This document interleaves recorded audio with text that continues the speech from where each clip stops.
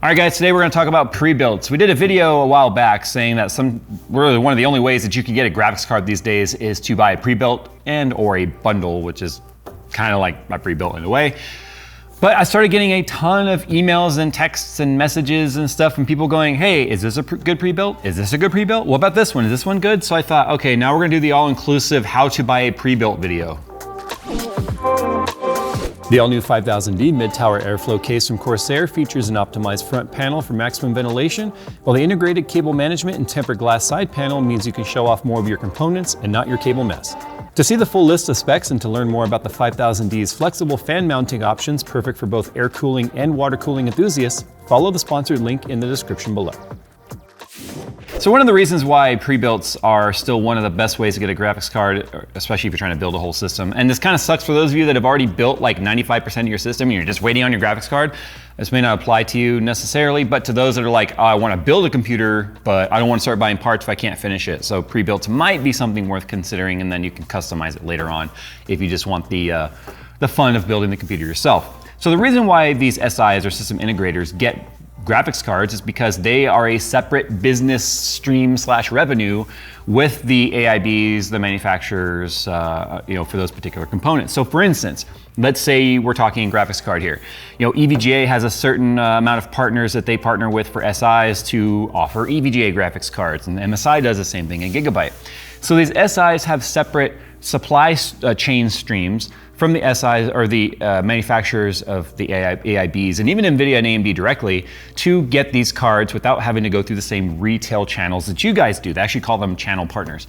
And so it makes it a little bit easier for you to have a better chance at getting what you want through a pre-built system than trying to get it on your own.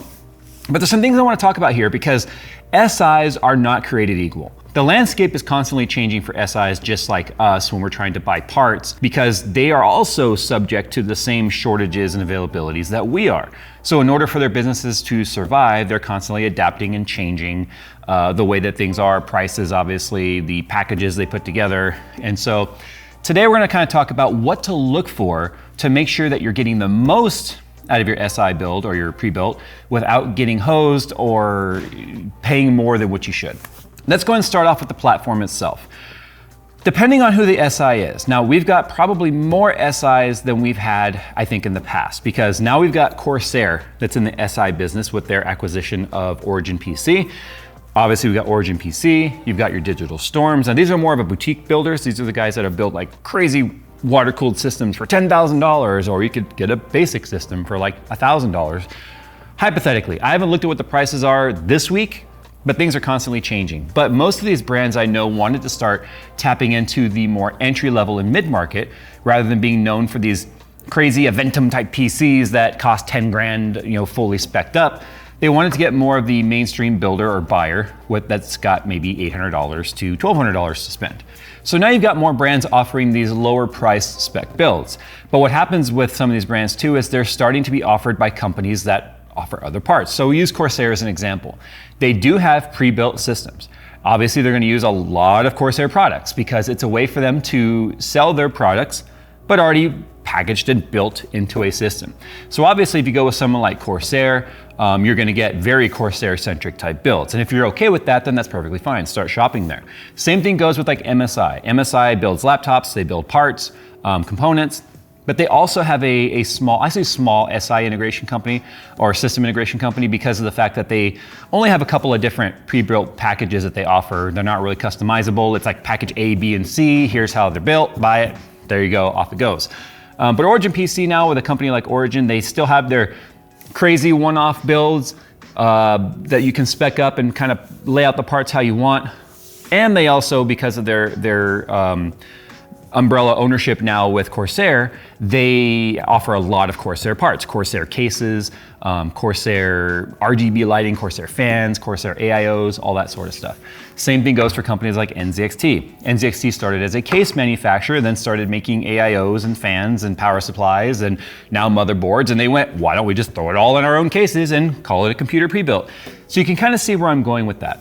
Then you've got other system integrators that are very much more boutique type builders. And this is where you start finding like your Digital Storms. And I'm kind of drawing a blank here on some of the other brands. Maybe we'll show some screenshots here where it's kind of like, here's the crazy rigid tubed or even glass tubed bends with all your water cooling stuff, and it's just completely custom.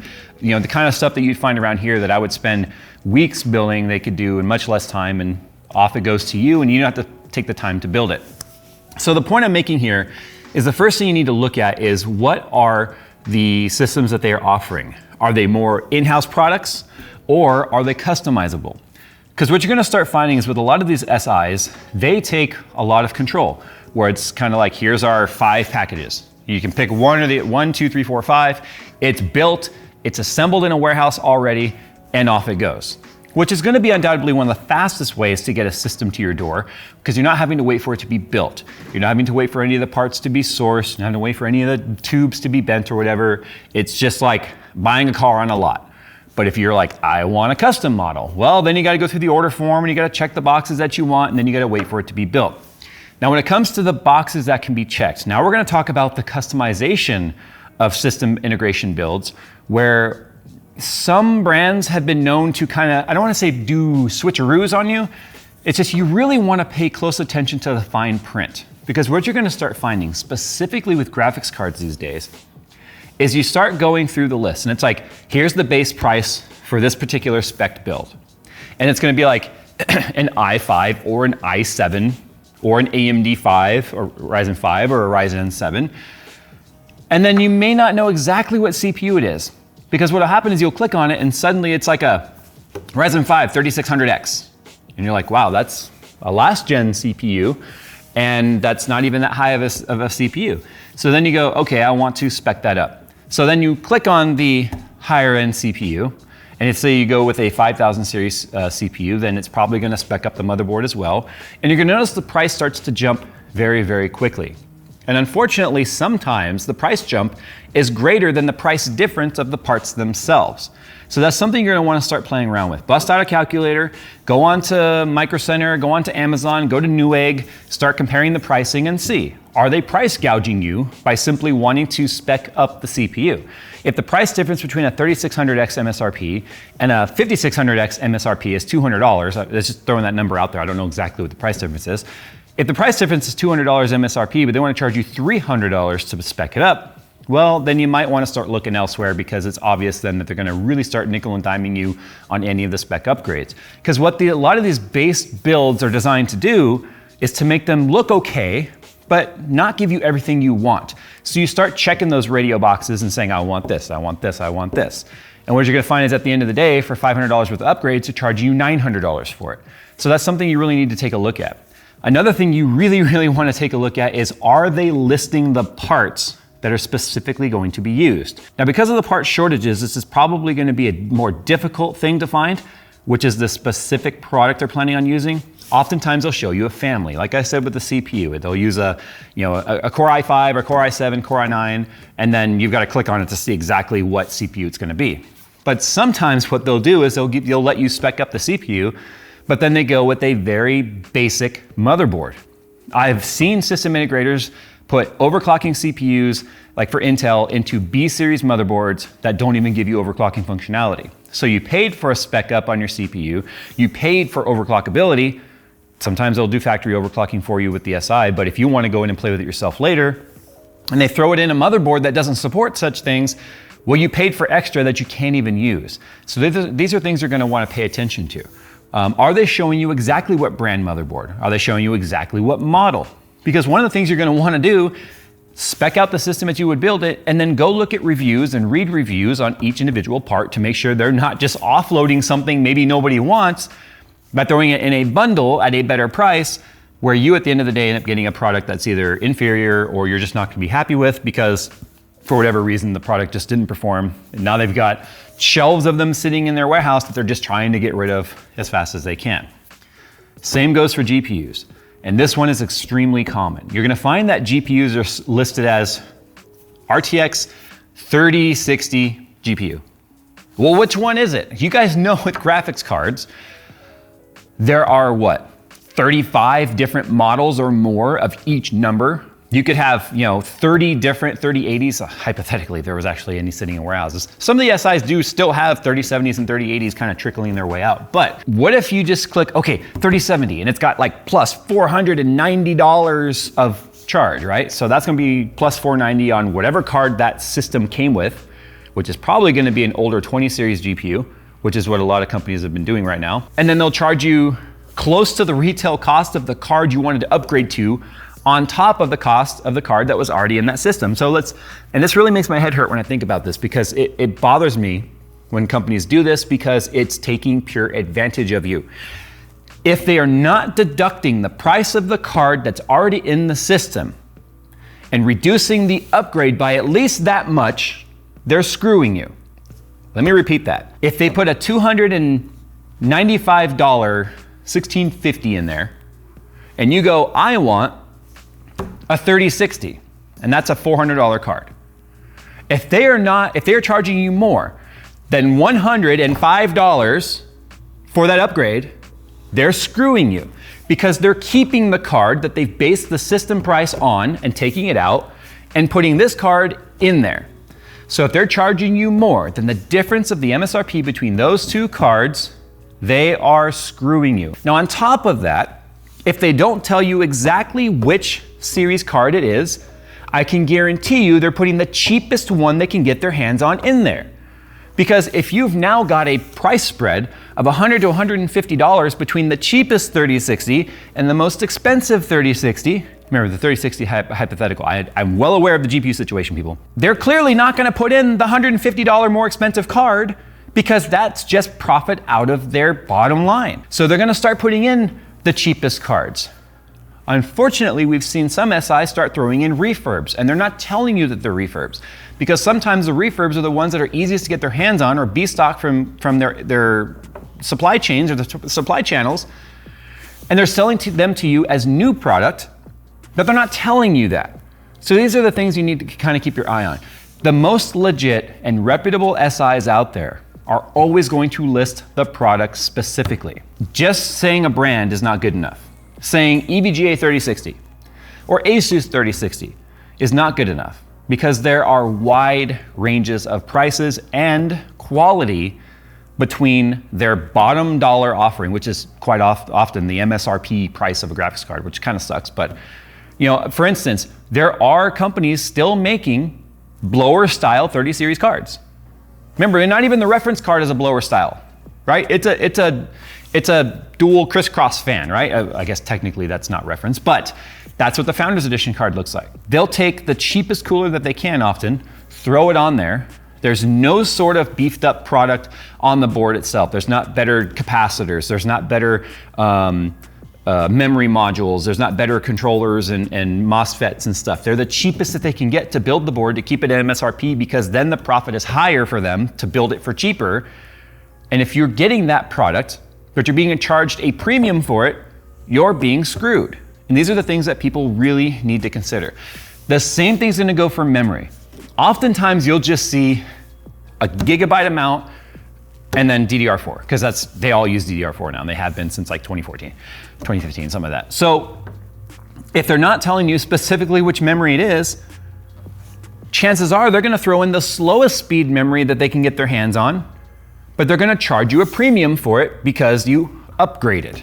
See, here's the thing. Anytime you click something that's considered a buyer's choice, the brands want to charge you for that. It's not bad business, it's good business. It's just not necessarily the most consumer-friendly type business. The same thing happens with automobiles. Automobile manufacturers are notorious for this. Oh, you want that HID lighting? Well, you gotta get our leather package for our interior. It's like, what the hell did the seats have to do with the lights? But that's the way they do this. They create these packages because your cable company does it too. You want the science channel? Well, you gotta get the planting channel with it. I don't give a shit about plants. I wanna watch rockets blow up. But that's the way they work, because they know you don't want the other stuff, but in order to make it incentivized for the companies that they're working with, they have to bundle it as a package, and off it goes. Power supplies. This is another big one. There is a wide range of quality between power supplies. And oftentimes they'll just give you a power supply wattage rating. We know watts are only half the story of electricity. It doesn't tell you anything. What is the quality of the build of the power supply? What is the efficiency of the power supply? What is the rail type? What is the true amp ratings per rail? All of that matters. And the higher you go with your product specs, you start saying you want a Threadripper CPU. You want 64 gigabytes of memory. You want an RTX 3090, hypothetically. And they want to just say, okay, 1,000-watt CPU, or okay, no, that could be a 1,000-watt CPU overclocked, but 1,000-watt power supply. Which one is it? That's gonna matter. And the same rules apply often when it comes to power supplies. They wanna put in some 80+ bronze edition with ketchup and mustard cables, and then there'll be an option right under there. You know, oh, you want modular? It's gonna cost you an extra $100 or something like that. So these are the things I want you guys to think about when you're going through these SI checklists, because it's unfortunate, but a lot of these SIs, as time goes on right now, with the market being the way it is, are turning it into a seller's market. And it is a seller's market, and that's what sucks. But at least arming you guys with, if you wanna know what that means, a seller's market, it means the seller controls the deal. That's the way it goes. The same thing goes right now with the housing market. There are, at least here in California, there are far less homes available for purchase, lease, rent, whatever, to move into than there are people trying to move in. So you get what's called a seller's market. They control the deal. They will often get more money than they're asking because you get the buyers fighting each other for the privilege of buying the property. That is supply and demand. That works in everything in market, period. Whether it's graphics cards, cars, automotive, property, boats, whatever. I don't know. I like boats, but still, I don't like to buy boats. Right now, we are in a seller's market with everything. Arm yourself with this information so that you don't find out when the system arrives that they put in some stupid silver power supply in a beige box with the bottom dollar everything, and you paid premium for it. So guys, this is where I need you guys to sound off in the comments below. If you purchased a pre-built, put who you built for or who you bought from down there and what the buying experience was like, and did it live up to your expectations? If you guys use some of the, at least the food for thought that I've given you today to let you know what to look for, so you can go, nope, these people can pound sand, they don't get my money, and start looking at other lists so that you can see the way it goes, at least then maybe you won't get screwed in the end when it's too late. Because a lot of these companies also too charge you some stupid like 30% restocking fee. If you want to send it back to them, you pay the $100, $150 shipping to get that computer back to them in one piece. Hope it arrives in one piece, so they may not accept it back. And then they want to charge you 1/3 of the money you paid them just to take it back. When I can guarantee you, they're going to resell it at full price, which is a very shady business to begin with. So, sign off in the comments below if you bought a system from an SI. How did it go? Did it live up to your expectations, and did you get a choice on the parts? Food for thought, guys. Thanks for watching. This has been Jay's 2 cents. If you have any other topics you want me to talk about to kind of arm you guys so you don't get screwed, let me know by either tweeting, emailing, or commenting below. Thanks for watching, guys, and as always, we'll see you in the next one.